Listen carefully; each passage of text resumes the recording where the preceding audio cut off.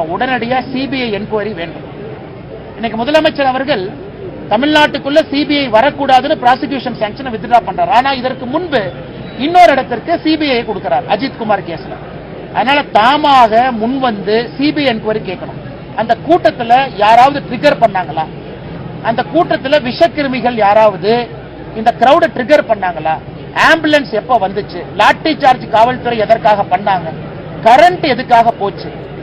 இந்த எல்லா விஷயத்தையும் சிபிஐ நுணுக்கமாக கண்காணிச்சு யாராவது உள்ள இருந்து விஷமத்தனமாக ஏதாவது செஞ்சிருந்தா, நீங்க கேட்ட கேள்வி டிவிகே மதுரை ஹைகோர்ட்டுக்கு போயிருக்காங்க. உண்மையா பொய்யா, நியாயமா நியாயமெல்லாம் தெரியாதுங்க, கோர்ட்டு பார்க்கட்டும். ஆனா என்னை பொறுத்தவரை எந்த சந்தேகத்திற்கும் இடம் கொடுக்காம சிபிஐ போன்ற ஒரு அமைப்பு யாராவது விஷயம் செருப்பு வீசுறாங்க. ஒரு கூட்டத்தில் ஒரு தலைவனை பார்க்க வரவங்க செருப்பு வீச மாட்டாங்கல்ல, வெளியால் தானே செருப்பு வீசுவான். செருப்பு எப்படி வீசுறாங்க?